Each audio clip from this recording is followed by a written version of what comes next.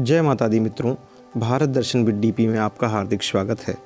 हम मध्य प्रदेश के सतना ज़िले में मैहर माँ शारदा के दर्शन के लिए चल रहे हैं, तो आप भी हमारे साथ करिए माँ शारदा के दिव्य दर्शन। बहुत ही सुंदर दृश्य है। सुबह के लगभग 7 बजे हुए हैं।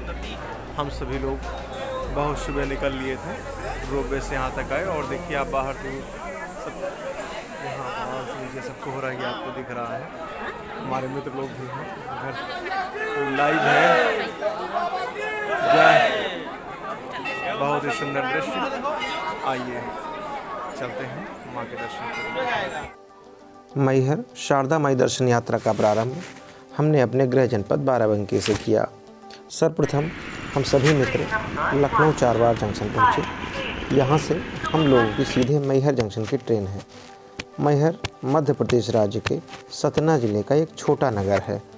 कोविड गाइडलाइन का पालन करते हुए हम लोगों ने अपनी यात्रा को प्रारंभ किया। यहाँ भी ट्रेन के सैनिटाइजेशन का कार्य चल रहा है। हम लोगों का रिजर्वेशन कोच नंबर B1 में है। रात 3:10 पर हमारी ट्रेन मैहर जंक्शन पहुंची।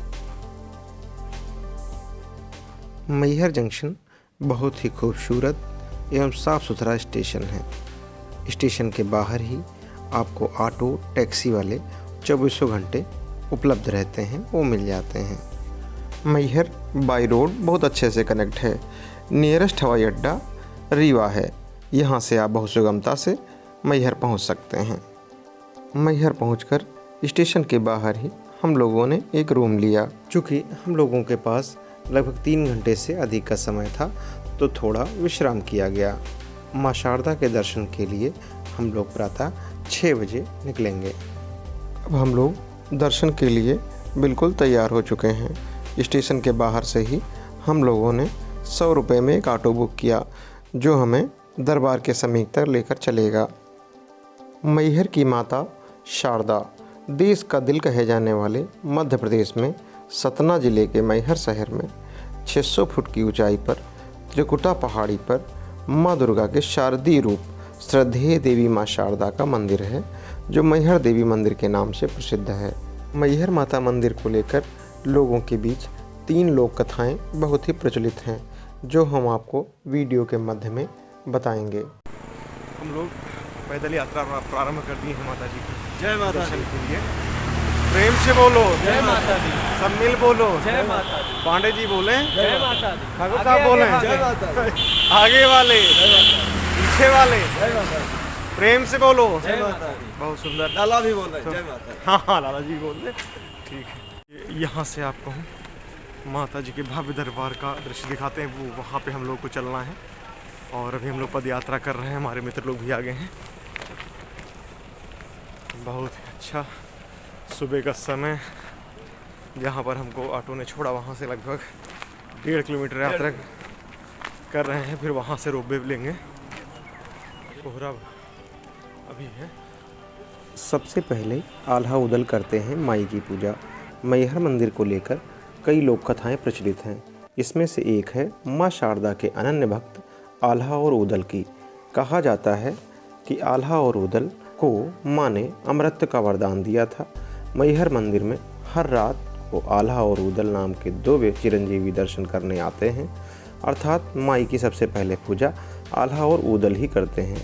अभी भी माँ का पहला श्रृंगार आल्हा ही करता है, और जब ब्रह्ममुहूर्त में शारदा मंदिर के पट खोले जाते हैं तो पूजा की हुई मिलती है। मंदिर के पुजारी बताते हैं, महोबा निवासी 2 वीर योद्धा भाई आल्हा और उदल 800 वर्ष पूर्व हुआ करते थे। उन्होंने पृथ्वीराज चौहान के साथ युद्ध भी किया था और मोहम्मद गौरी को भी चुनौती दी थी।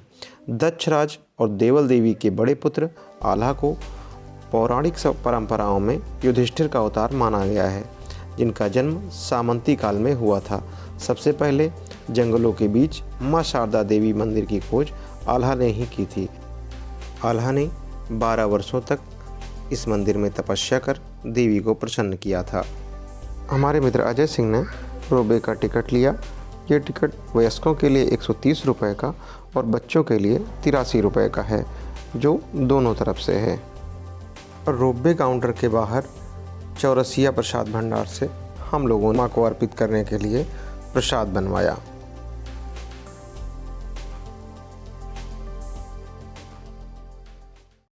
प्रसाद काउंटर के बाहर ही हम लोगों ने बारी बारी से माँ शारदा के नाम की पट्टी अपने ललाट पर बंधवाई।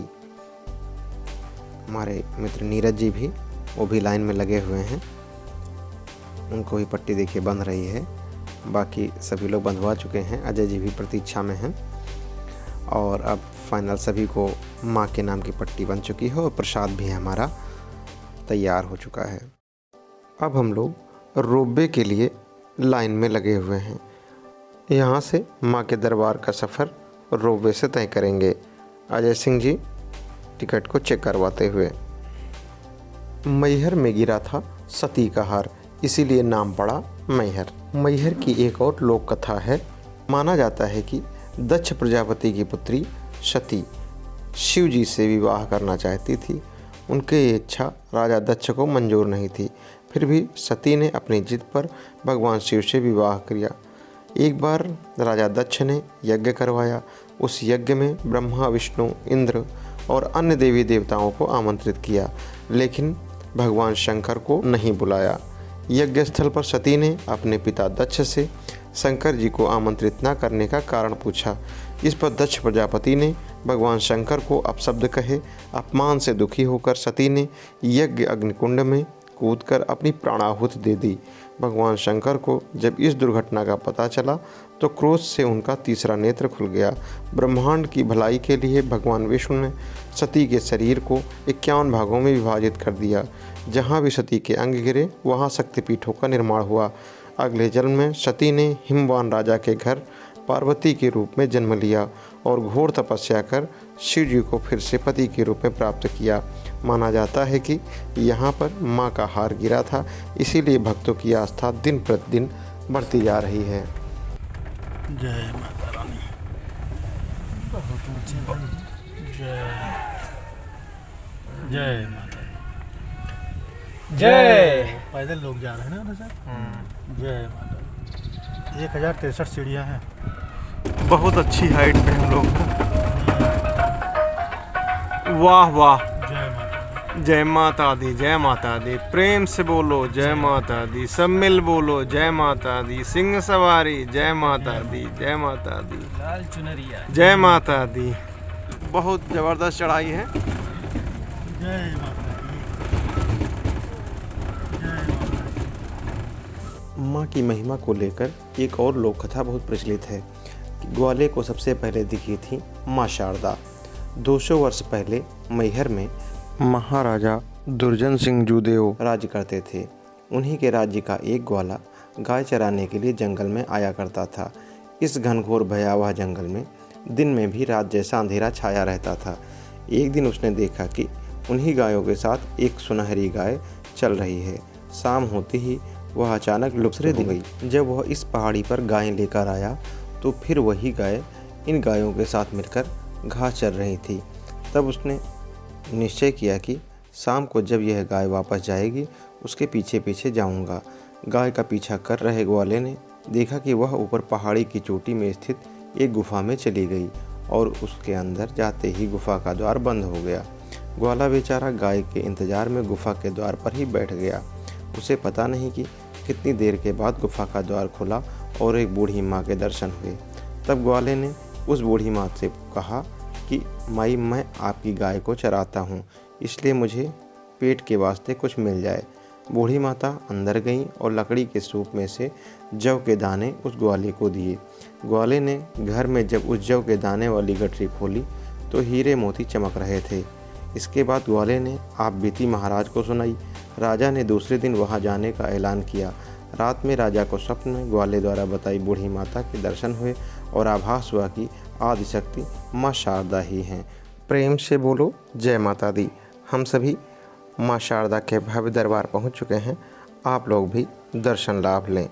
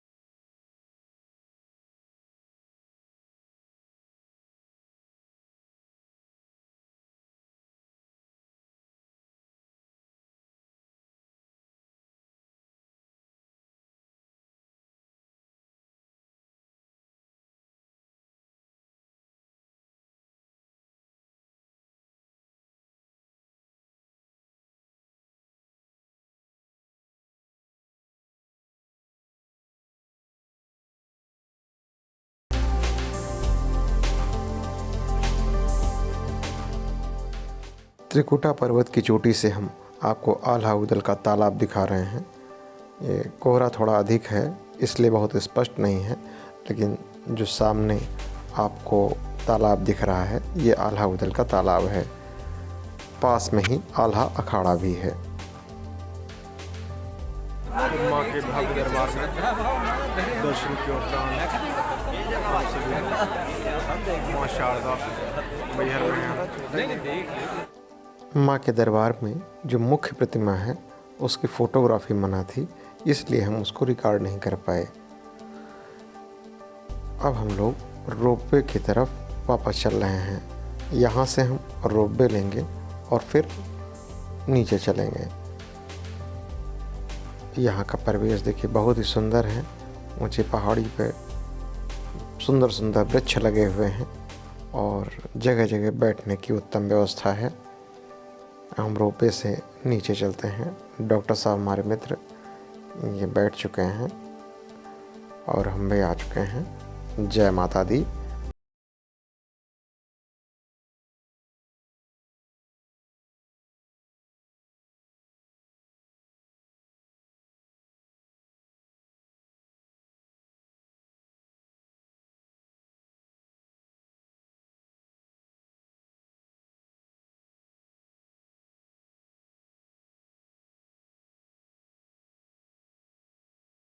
कमेंट करना ना भूलिएगा।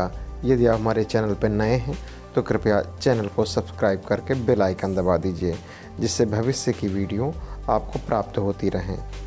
मिलते हैं एक नए पड़ाव पर एक नए जोश के साथ। तब तक के लिए नमस्कार। जय माता दी।